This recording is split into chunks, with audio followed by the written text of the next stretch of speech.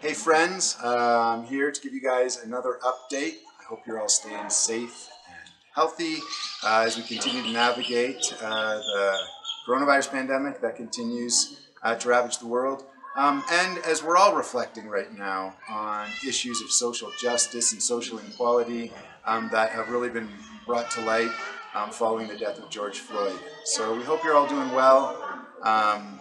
Here in Bolivia, things have changed a little bit over the last 2 weeks. The number of coronavirus cases has tripled, and yet at the same time, after 2 months of a pretty strict lockdown, this Monday the restrictions were lifted, and now it's up to states and municipalities to determine mitigation efforts. And so now when you go around the city, there's cars everywhere, public transportation is up and running, pretty much all the businesses are open here. And so, yeah, as a foundation, we are doing our best to work with our staff to ensure that both when we're working, but also when we're off working, now that there is a lot more risk, that we're all taking the precautions we need to avoid putting our kids at risk.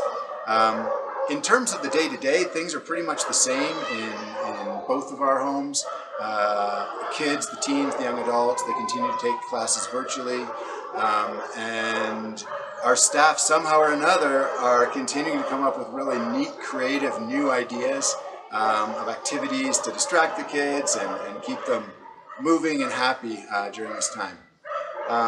One thing that is pretty new since our last update is that as we've watched and read the news and seen how the lockdown has affected people, we've been moved, the staff and the kids, to try to do our part to help out.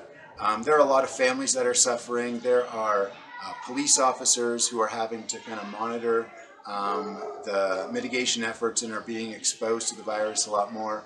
And there's a lot of doctors and frontline healthcare workers who are also putting themselves at risk. And the cases amongst these communities is a lot higher. And so with the kids, we've launched an initiative, an outreach.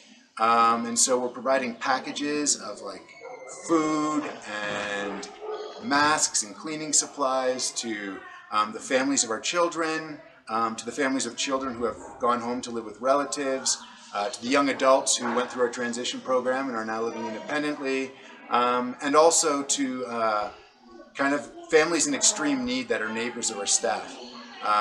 So that's one group. And then we've also put in an order for a lot of washable masks that we're going to be handing out to the police officers that are patrolling the streets.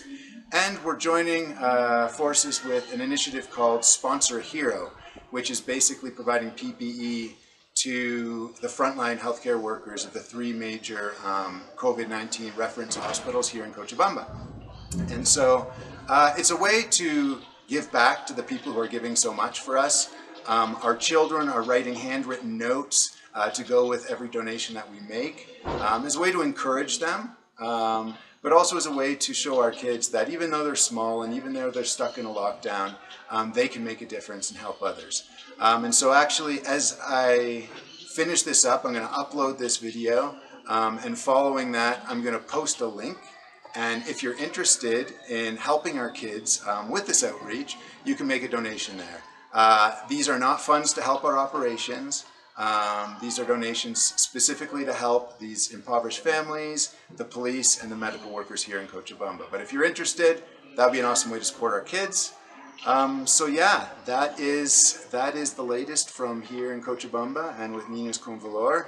I just pray that as we're all reflecting so much these days on so many things, you know, our world's taken a bit of a spin in 2020, that we can all reflect on how our words and actions can be a part of making a difference and making the changes we need so that we all can live in a world and society where everybody is treated equally. So thank you guys for checking in, and we'll be back in a couple weeks.